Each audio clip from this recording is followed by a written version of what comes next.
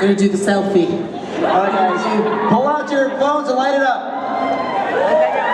On the count of 3, go nuts.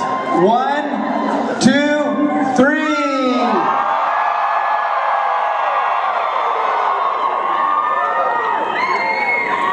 Thank you. Good morning. I actually wasn't expecting to see so many of you here. I thought you all want to be in bed. Okay, better sit down.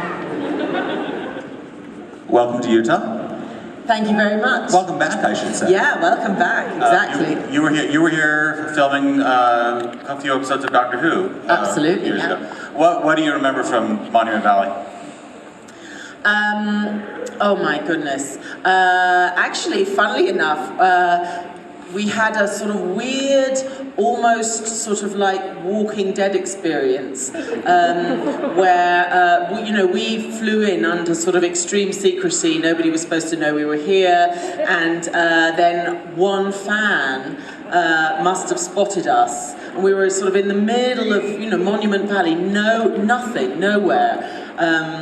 And because of social media, this fan, I guess, then tweeted and said, "I've just seen the Doctor," and all of a sudden there were these sort of just strange figures starting to kind of like walk towards us through this empty space, kind of all randomly, like walking quite slowly. It was like all these fans, and honestly, they looked like zombies.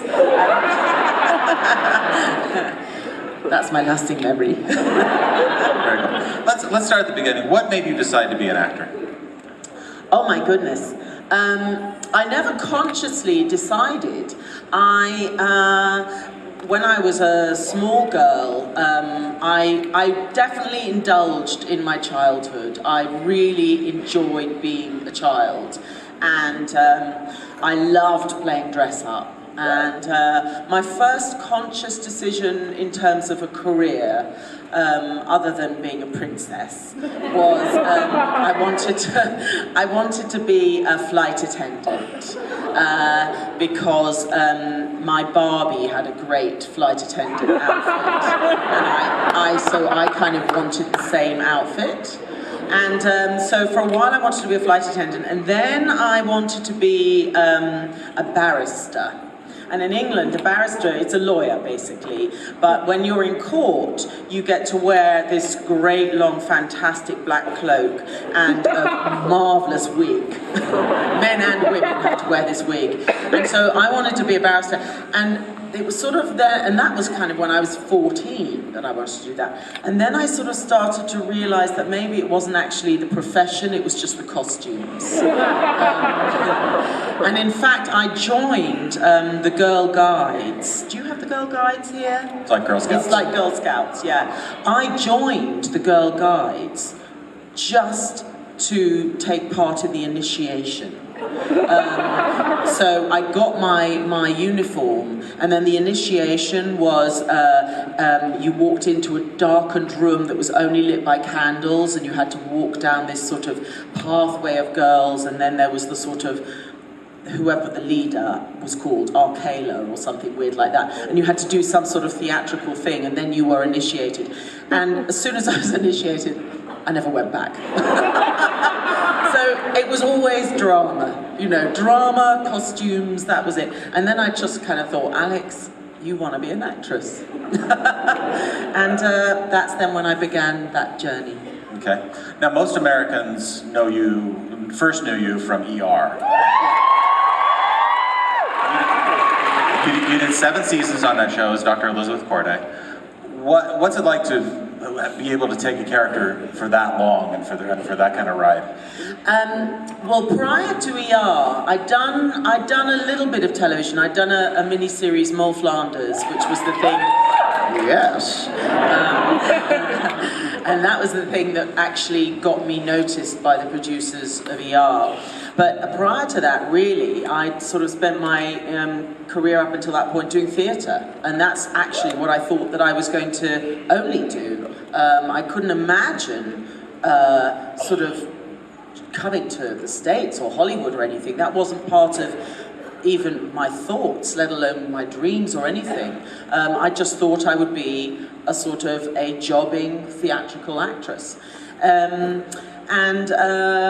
So when I was actually offered ER, I didn't watch it because I was always in the theatre doing plays. And we had, VCRs. God, it makes me sound old. We had VCRs in those days, but I didn't. But I never really kind of taped anything. So I knew about it, but I'd never seen it. And as much as I was thrilled to be asked, and I definitely wanted to take up that challenge, I was also really scared because I couldn't imagine committing to playing the same character for so long. I was so used to just rehearsing maybe for anything between 4 and 6 weeks on a show. You then do the show for anything up to sort of 8 weeks, up to maybe 6 months or whatever, and then that's it. But the idea of, because I had to sign for 5 years, the idea of playing a role for 5 years terrified me. And then, of course, I got very comfortable doing that, and then when my time on ER was over, I was terrified of not having a role to play forever, and going back to what I used to do. So it's interesting, keeps you on your toes, that's for sure. And now that you've been back on American TV recently with Arrow, you've done a recurring role there. Was it interesting going back to American TV after that? I never really felt I'd left American TV because I'd done sort of little episodics with Law and Order SVU, CSI, so I always felt like I was just about keeping my feet in. But, and I knew also with Arrow, I definitely had a keen sense that this was a sort of a very kind of sporadic, recurring role, which is exactly what it's become. So she's there, but she's barely there, to be honest. I mean, it's nice. I like working on American TV. I love it. And the truth is, as an actor now, it doesn't matter where you live. If you commit to being an actor, you know that your career is going to take you probably as far away from where you live as you could imagine. So, I mean, I've made my base in LA, but it's very rare that I actually get to shoot a show in LA. Arrow is shot in Vancouver in Canada. I've just been working on another series that was shooting in Toronto. You know, Doctor Who obviously is in Wales. As an actor's life is really the life of a gypsy. You just have to sort of travel wherever the work is. Well, let's talk about Doctor Who. Now, the first time you played River Song was with David Tennant. Yes. That was supposed to be a one-shot deal, right? Well, I thought it was. Stephen Moffat absolutely claims that it was never a one-shot deal. It's just that he didn't tell anybody. And Russell T Davies claims he also knew that Stephen had something up his sleeve, that he wouldn't create such a sort of mysterious, complex, interesting character and then kill her off. So Russell always said that he knew Stephen had plans for this character. But as far as I was concerned, it was just a 2-episode storyline. So what did Stephen or Russell tell you when you first got it? You die. I mean, I had actually, some of you guys may have heard me say this before because I know that this gets recorded and posted and whatever, but I'd actually been offered another role the year before, which was the sort of the keeper of the adipose. She was that sort of headmistressy kind of figure. I never saw the episode, so the mother. Yeah, I'd been asked to do that. And spoiler, she got killed off too. And she didn't come back. But I was actually working on something at the time. So the dates. Oh God, thank you so much.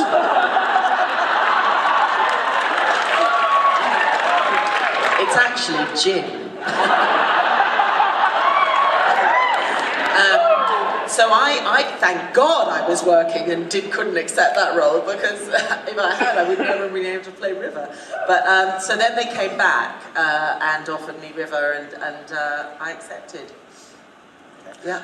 And so they tell you that you killed off. How long until you found out you'd be coming back? I think it was about a year.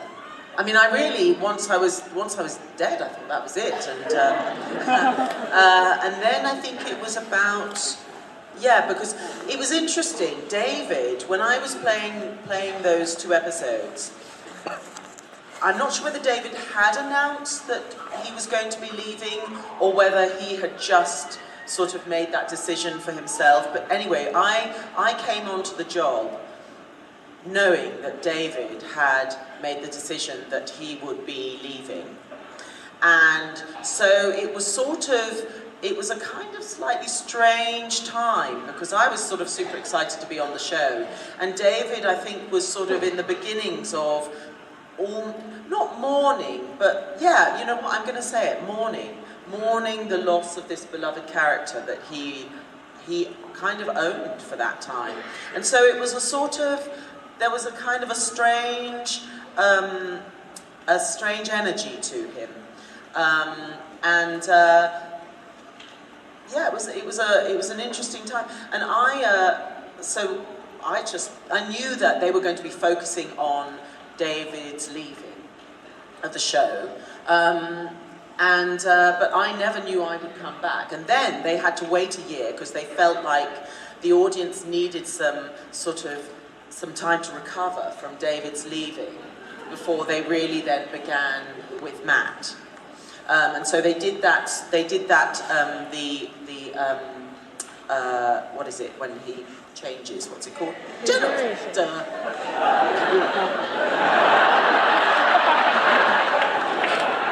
Yes, regeneration.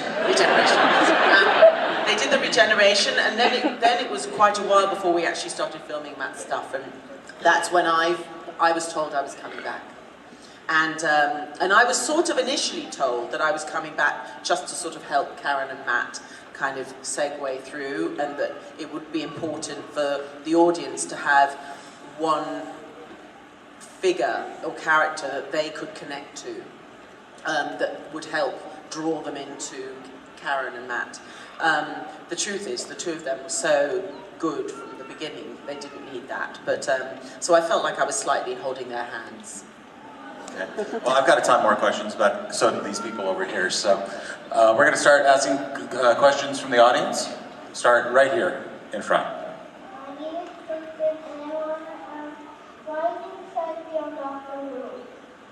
Well, I decided, I tell you why. The script then, the Silence in the Library script that I got sent, after I couldn't play the mother with the adipose, I then got sent this script. And I read the 2 episodes, and it's kind of like reading a story. And I was reading these episodes in my office in Los Angeles, and by the end of the 2nd episode, I was bawling my eyes out. And I just thought, if this storyline and if this character is having such a sort of reaction on me just by reading it off the page, then I've got to play it, because I'm obviously so sort of invested and connected already just by reading it. So that's why I said yes, and I'm glad I did.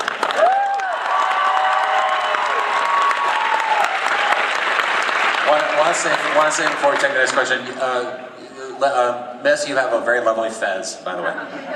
Peyton, you have a fantastic fez. Not a great fez. Okay, next question. Hello, sweetie. Hello, sweetie. So, I'm Peyton's dad, and she also wanted to know what your favorite song is. Oh gosh. I don't know whether I have a favourite. It depends on the mood, I mean, if you can sort of see, I'm quite an eccentric dresser. And this is me. I go to the shop's like this, and I kind of dress according to how I feel. And it's the same with me listening to music. There are certain pieces of music or certain songs that I will play and love because that's just how I'm feeling at the time, and I kind of need that. But I love the song Hallelujah. The Leonard Cohen. Well, actually, I like it sung by, oh God, what the hell is my brain doing? Yeah, it is Jim. I love the Pharrell Williams Happy. I love that. I love playing that. I love playing it while I'm driving my daughter to school, because it kind of sets me up for the day. So I can tell you that one straight away. K.D. Lang. K.D. Lang's version of Hallelujah, I think is fantastic.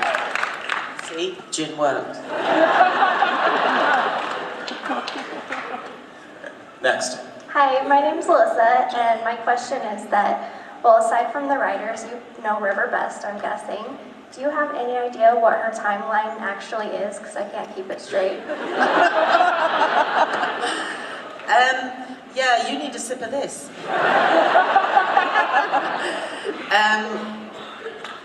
To be honest, no, I haven't the faintest idea. The thing with Stephen is that I mean, for goodness sake, he writes Doctor Who and Sherlock Holmes simultaneously.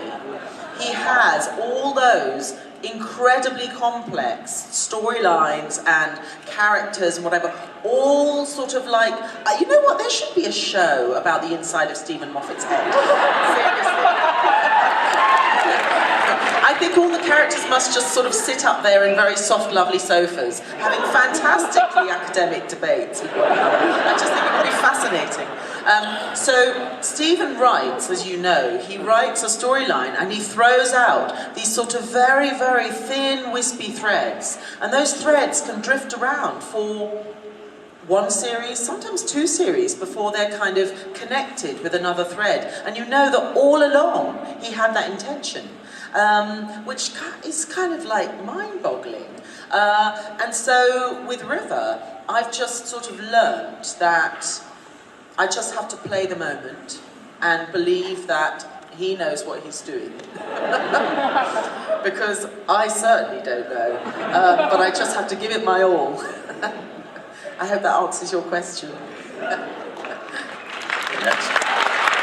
Hi, Alex. Is that little puppy you've got in your arms? Yes, this is Nala. Oh my God, hello. Woof, woof.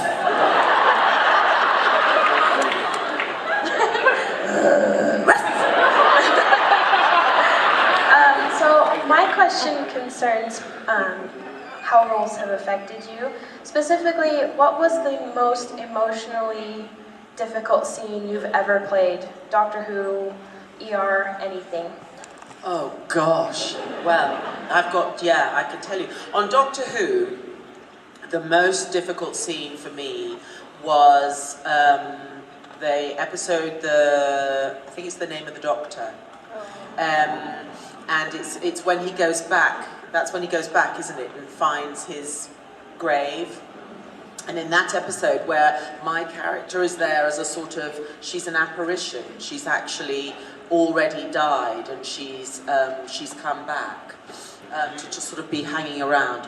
Well, we had this moment in the Tardis where he was saying, I have to let you go, goodbye. And we had, I don't know if any of you were sitting in the Q&A last night, but we were talking about how manic the filming is, and there's never enough time to shoot anything, and it's sort of pressure. And we had literally, it took ages to set this scene up, and for all I knew, it was the last time I was ever going to be on Doctor Who. This was the moment where I was saying goodbye to him finally. And I could only do it in one take. And they literally, and Matt was so angry with them, because they were saying, no, we've got literally 2 minutes before we have to wrap for the night, and okay, shoot. And Matt was so furious, and I knew I was so sort of upset by their sort of treatment of us, and also the fact that this was a big deal for my character. So we did it in one take. And I wasn't happy about it. I left feeling really cross, actually, because very often I think that on this show in particular, so much time is taken, as it should be, with setting up all of the aliens and the robots and, getting actors in and out of those big costumes, whatever, or lighting or the special effects, that the actual job of acting, the drama, the actors, gets left to the kind of like to the back of the room. We are sort of like the last thing they think about. They think that we can do it like that, which usually we do. We just kind of like pull it out of somewhere. But that doesn't mean it's fair. And it's also a little bit disrespectful to us. So that was a big deal for me. The second majorly big deal for me was the death of Dr. Green on ER. And a year after we shot that episode in Hawaii, I still couldn't talk about it without crying. It was so emotionally hard for me, and I was angry because I thought Tony was abandoning me, and I was very cross with him for leaving the show. And but it sort of, those are the two that I felt really deeply. Thank you. Hi, Alan. Hi. Okay, I had to write down my questions. In the episodes, The Husbands of River Song, your speech about how loving the doctor is like loving the stars, you don't expect a sunset to admire you back. When you read that speech for the first time in the script, what is it a surprise to finally have that said out loud in front of the doctor? I thought it was actually quite a brave thing for Stephen to write, because I have a theory about Stephen. Stephen only writes for River Song. He doesn't allow any of the other writers to write for her. And Matt gets very jealous because he thinks I have all the best lines, which I do. But Matt always says, Stephen has written in River the sort of his ideal woman. His kind of fantasy crush is River Song. And my theory is that Stephen is the doctor. And so Stephen he's not very, how do I put it? It's not that he's not socially awkward, but he's not very open necessarily, or you see he's a little uncomfortable about showing his emotions. And so when he writes so beautifully and poignantly an emotional speech or scene, I know that it's really, really come from the heart in Stephen. And I thought that was an amazing scene when I read it. Yeah.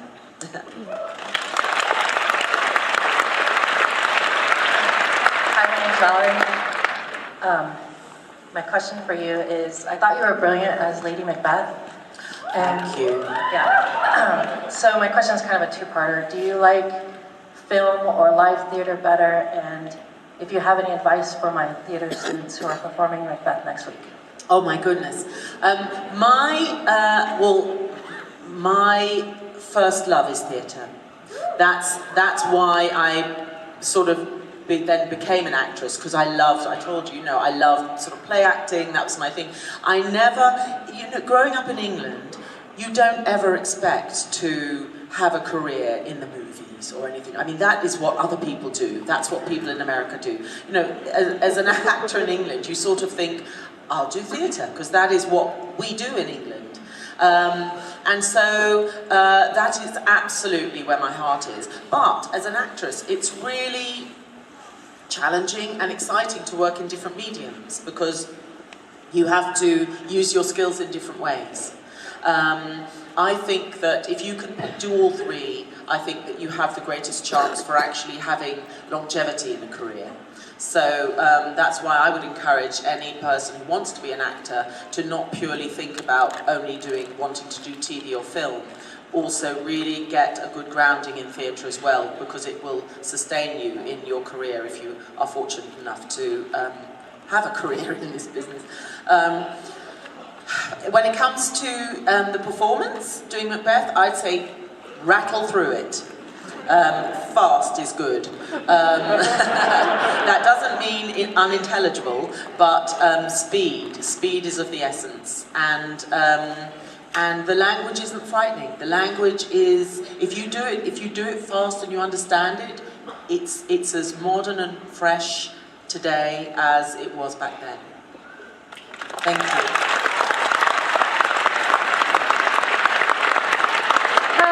Hi, so I'm Jaden, and first off, I just have to comment on your ring. Love it. But my question is, what is the most embarrassing event that you've ever had happen? It could be while you were performing, or on stage, or just in your life in general. No pressure here. Yeah, no. I told a pretty embarrassing one last night. Actually, I have to say, I woke up this morning thinking, oh, what was I doing? I should have told that last night. That was so bad. So I'm not going to repeat that one.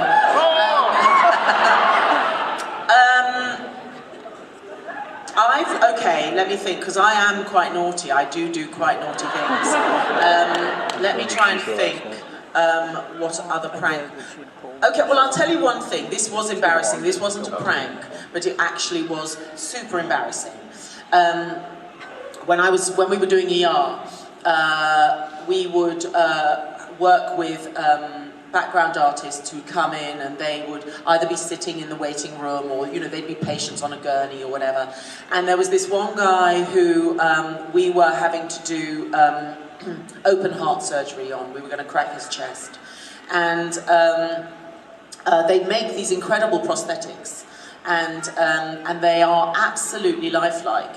And so this guy, we were working with him for about 7 days, and he was lying on this gurney. And some days it was him, and we had his chest, and on other days it was a prosthetic. But his prosthetic, literally every hair, every mole was exactly the same as on his own body.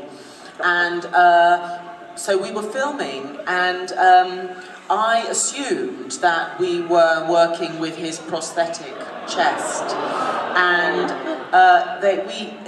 you have these crocodile clamps, and I decided to clamp his nipples because I thought it was a prosthetic chest, and it wasn't. The poor man was so professional that he was supposed to be under anaesthetic, and so I could just hear him go, ooh, and he was trying so hard not to screw up, and of course then we all started laughing, which is the worst. So all of us, Laura, George, everybody were laughing like this, trying to contain it and keep on playing the scene, and I sort of very carefully removed the crocodile clips in the hope that no one had noticed. Terrible.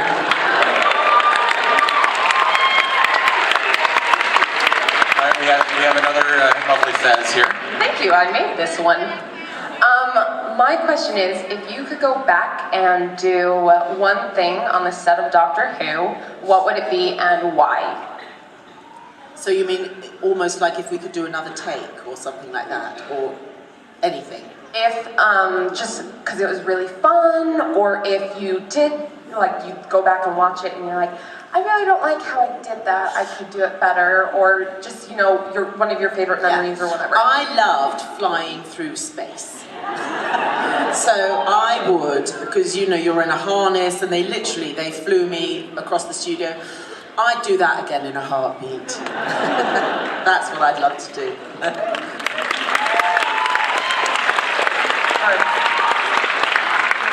What was it like working with Peter Capaldi?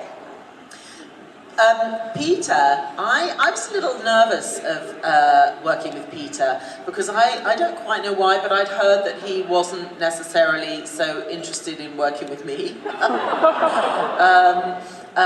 He swears that that was not true. Peter had a very, very tough season. It was a very dark season for him, ending with Clara dying, and so it was really, really deep and dark. So he actually was relieved and thrilled to play an episode that had comedy in it, and that he was able to use his comedy genius, which he's, have you seen In the Thick of It? He is such an amazing comedy actor. So we had a lot of fun. We had a lot of fun. And again, because I was so comfortable with the set, the crew, being inside, his Tardis is the best. Oh my God. His Tardis is, everything works. I went in there, I was like a kid. It was amazing. So yeah, we had a really, really good time, and I would love to do, before he regenerates, I would love to have another opportunity to work with him, for sure. Let me ask you, I'm not going to ask you the unfair question of who's better, but what is it, you've worked with three doctors, you worked with David Tennant, Matt Smith, and Peter Capaldi. Yeah. What is it about each of those three that makes their doctor unique? Well, as I said, I don't feel that I had necessarily, I don't have a fair assessment of David, because I literally was working with him when he emotionally was already kind of like knowing that he was going to be going. But I mean, for everything I've seen, and I know Freema, I've met her a couple of times, and she's lovely, and Deitch, they all loved working with David. Billy, they loved him, and he's such a nice guy, and I've met him socially. So obviously, the person who I've worked with most is Matt, we just have a lot of fun. He is bad. I mean, they're all bad. Him, Karen and Arthur, literally, sometimes I'd feel like I was the mother, telling them, go to bed. I mean, this is Doctor Who, the rock and roll years, when it's Matt, because they burn the candle at both ends, all three of them. They were super, super naughty. Okay, next.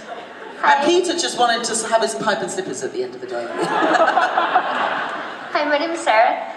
My question is, what is the scariest Doctor Who monster to River Song, and if that's the scariest one to you, too? River's not scared of monsters. River's not scared of anything. Myself personally, I'm actually really, I get very scared. I have a very sort of active, vivid imagination. So, for example, I went once to the Universal, do a sort of horror nights, Halloween horror nights. And I went to one of those once with my neighbour, and I had no idea what I was getting myself into. There are zombies and monsters and people with chainsaws and stuff coming right up to you. They're actors who are hired to play these things. I screamed so much, I hemorrhaged my eyeballs. And my eyeballs were literally bloodshot. That's how much I screamed. So I'm very bad in those sorts of situations. As a child, it was the Cybermen. They were the ones that really sort of unsettled me, frightened me. And now I would say, I mean, to be perfectly honest, it's those things that go to sleep hanging upside down on ceilings called the silence.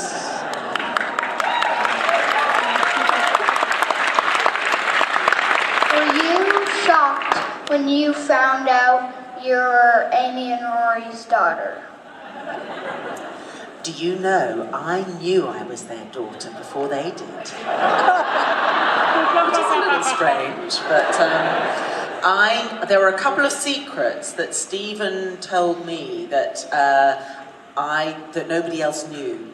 The first was that I was Amy and Rory's daughter, and the second was that I was married to the Doctor. And both of those secrets I knew 6 months before they did. And they knew I knew something,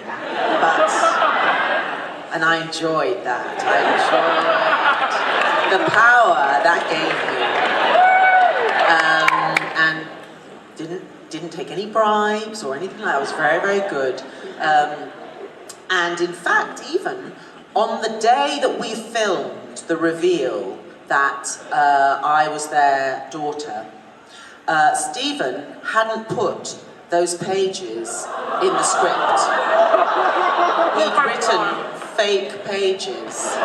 So nobody knew, except on that day, Karen and Arthur knew, obviously, because they were saying lines in the scene. But the crew didn't know. And we were filming in such a big warehouse. It was actually a military aircraft hangar.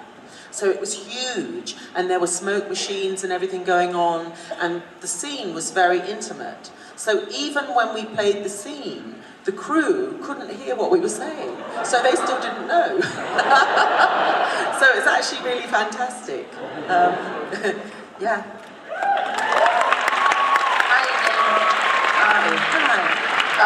So I have a question for you. So what is your favorite place and favorite thing in the Tardis?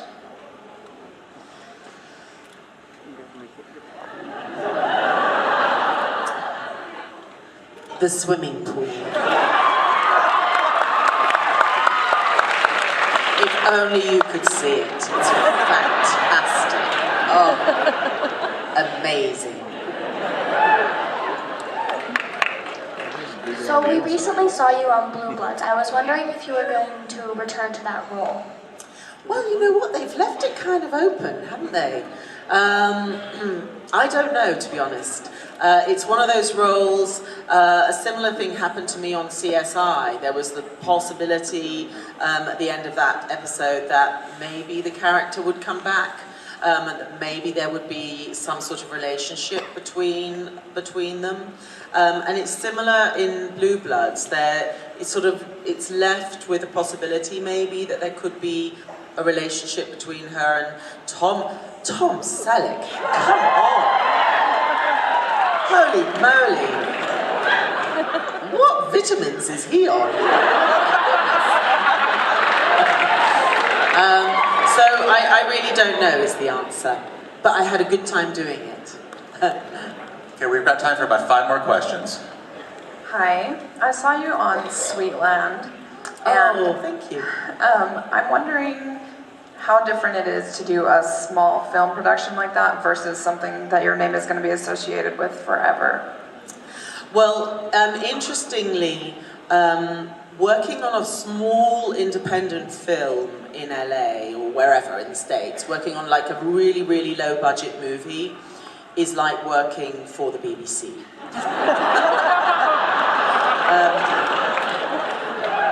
The craft service is just about the same. So I felt very at home. I feel very at home working on small independent films. You know what? It's nice. Doing movies where it's finite basically. You know the beginning, the middle, and the end, and you might shoot it out of sequence, but you know the whole sort of complete story of that character you're going to play. And so in a way, it's fun. The one thing you don't know in a movie is how they're going to treat you in the edit, because ultimately it's sort of irrespective of what you do in front of the camera and how you play the character, those things can always be changed by the director and by the editor afterwards. Usually one hopes for the better. But it's kind of nice because you say goodbye to the character at the end of the shoot. It's done. And whereas when you're playing a character like River Song or something that's ongoing, you never have that opportunity, in a sense, to have closure.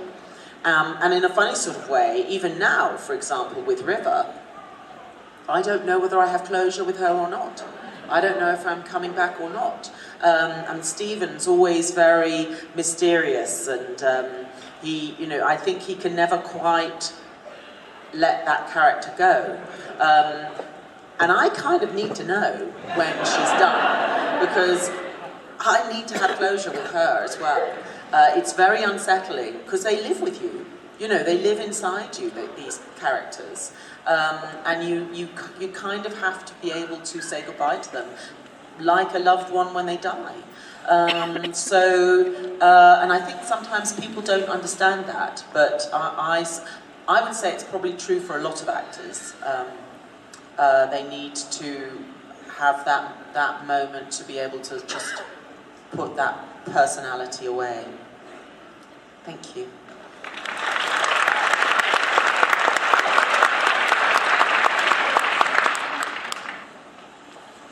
Hello, sweetie. Hello, sweetie. How do you feel about yourself as a little action figure? Oh, I rock! I rock! Oh my God! I'm so excited. I've got loads of action figures. Oh my God! I want to be a kid again, because I play with myself. I would though. I've got one like about this size, who's sort of more realistic, and then there's a kind of like a little squat Playmobil-y one, and then I've got that new one, that pop one, which I'm thrilled about.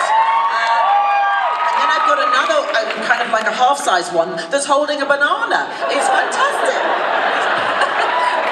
I love it. Bring them on. This is a fabulous ensemble you have, by the way. Well, thank you very much. The shoes are lovely, but I might recommend red cowboy boots. But, so I personally appreciate your brand of sort of fiery redhead that you bring to the screen. And I'm wondering if when you're looking at roles, are you looking for Spitfire, or do you find a character that you just really resonate with and then kind of sex it up with your own special sauce? I don't know. Maybe I should patent that brand.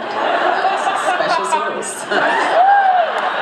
No, I don't. I honestly, when I was, when I just graduated from drama school, and even when I was in drama school, I couldn't understand why I wasn't being given the ingenue roles.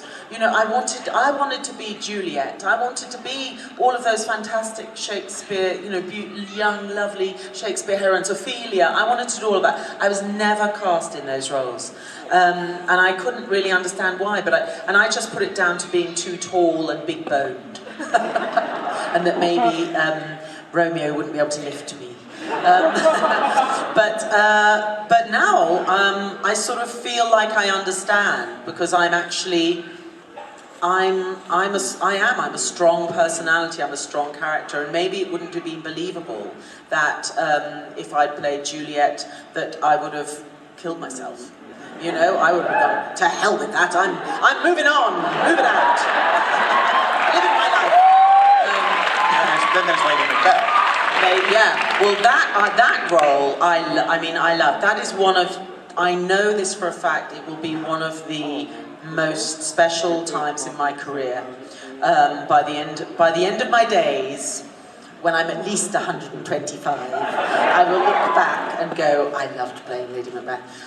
But yeah, and we changed that interpretation, and I'm very proud of what we did with it, and we allowed people to see her and to see them as a different couple other than just being purely evil. Thank you. We've got time for about 2 more questions. Another Fez. Yep, got a Fez. Today's actually the only day I'm not cosplaying as River, which is random, but you are my husband. I'm the child with the hair and the fur. But my question is, I have curly hair, and so I'm wondering what your experiences are having curly hair and working in both the film industry, and what you do with your curly hair on your own.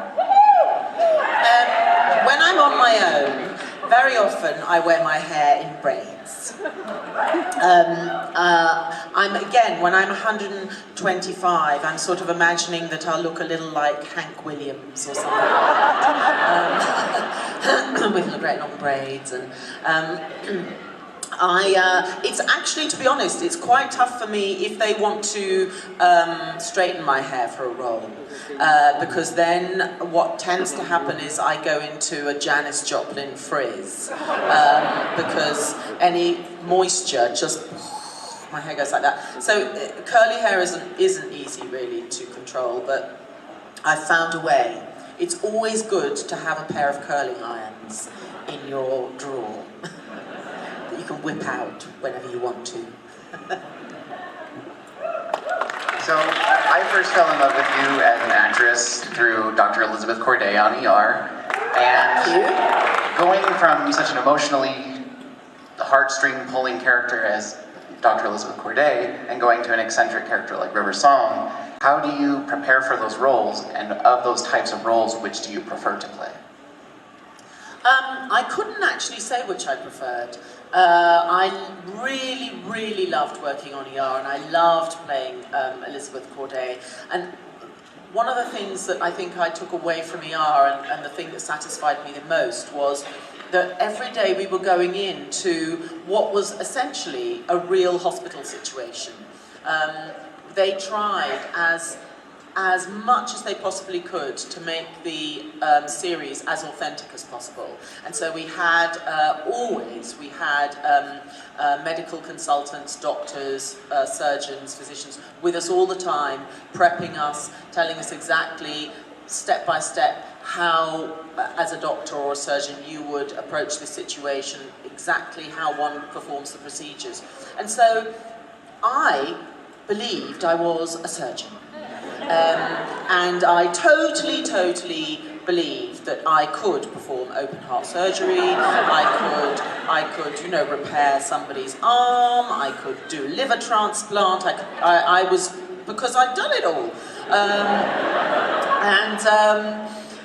So that was amazing. It was sort of just the most incredible experience, because we were sort of being educated. We weren't just acting, we were getting a sort of an amazing 24/7 education on the medical profession and how to be a doctor. When they ask if there's a doctor on a plane, I don't put my hand up. Just I don't. I strap it down. I'm trying, but I don't know. There was enough time between that and playing River that I didn't feel that there was any sort of crossover at all. It's kind of interesting, you never quite know. I mean, I'm about to play a very eccentric character just for a few scenes in a show. And I'm in the process right now of letting the scenes digest and thinking about the character and thinking about the sort of people in the world that I kind of think could be a good match for this character. And I think that's what actors do. You people watch all the time, and you kind of absorb information around you all the time, which you can then use at a later stage. So it's an interesting process, actually. Yeah. Well, and with that, we have to wrap it up here. I want to thank you once again, Alex Kingston.